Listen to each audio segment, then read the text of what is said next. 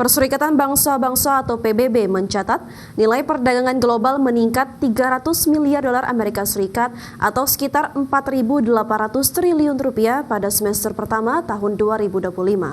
Namun prospek ke depan dinilai masih penuh ketidakpastian karena tekanan geopolitik dan kebijakan tarif global. Perserikatan Bangsa-Bangsa atau PBB mencatat nilai perdagangan global meningkat 300 miliar US dollar atau sekitar 4.800 triliun rupiah pada semester pertama 2025. Menurut laporan yang dirilis Badan Perdagangan dan Pembangunan PBB menyebut perdagangan global tumbuh 1,5% di kuartal pertama dan 2% pada kuartal kedua 2025. Pertumbuhan nilai ini didorong kenaikan harga komoditas global, bukan peningkatan volume. Volume perdagangan justru hanya naik 1% pada periode yang sama. Sektor jasa tercatat sebagai kontributor terbesar dengan pertumbuhan 9% dalam 4 kuartal terakhir. Di sisi lain, tren perdagangan barang masih bervariasi antar negara, dengan negara maju menunjukkan performa lebih tinggi dari negara berkembang. Hal ini mencerminkan ketimpangan dalam pemulihan ekonomi global pasca pandemi.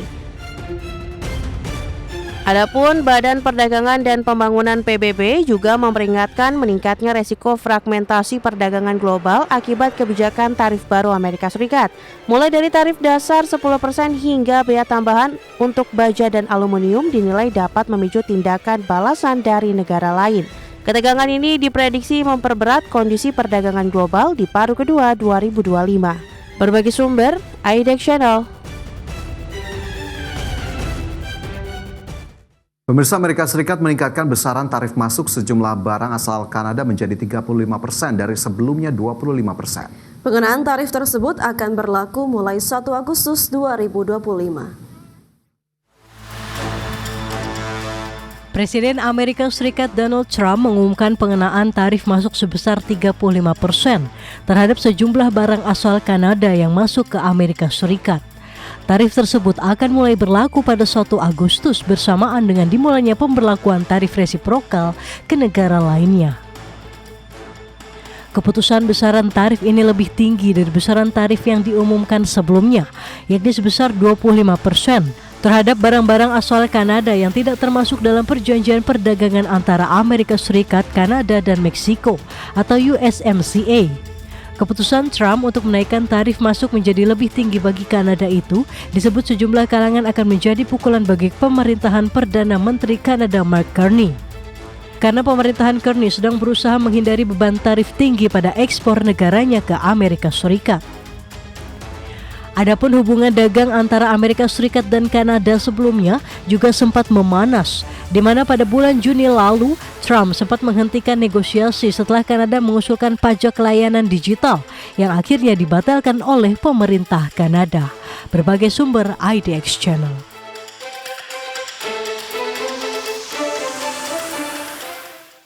Amerika Serikat mengirimkan paket persenjataan senilai 300 juta dolar Amerika kepada Ukraina untuk membantu mempertahankan diri dari serangan Rusia.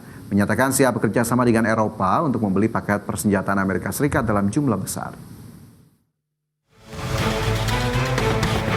Presiden Amerika Serikat Donald Trump akan mengirimkan aneka persenjataan senilai 300 juta dolar Amerika ke Ukraina. Persenjataan yang akan dikirimkan itu meliputi sistem anti-rudal Patriot serta roket jarak menengah.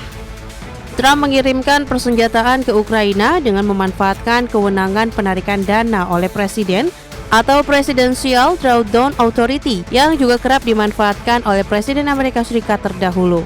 Langkah Trump kali ini bertolak belakang dengan keputusan pemerintah Amerika Serikat beberapa waktu lalu yang menghentikan pengiriman senjata ke Ukraina akibat kekurangan stok persenjataan di Amerika Serikat.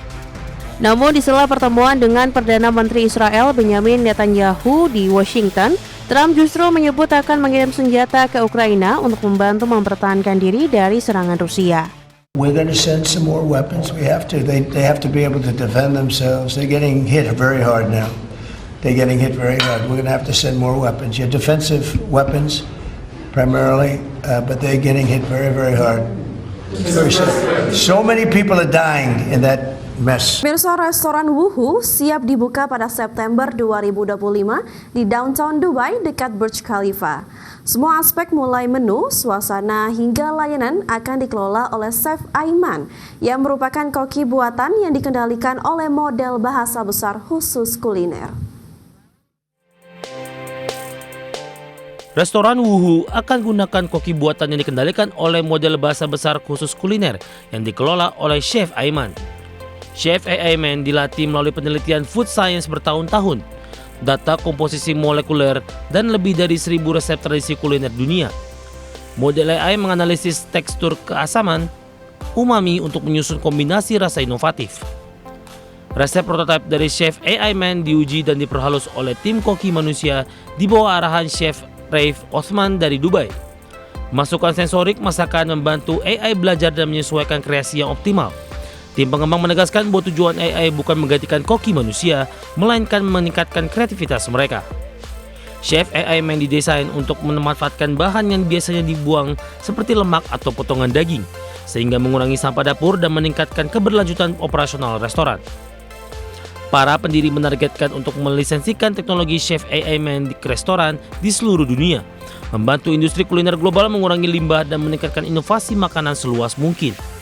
Wuhu menyajikan masakan bergaya fusion seperti sushi, ceviche, robata skewer yang dikurasi lewat riset AI plus sentuhan manusia. Bagi sumber ADX Channel.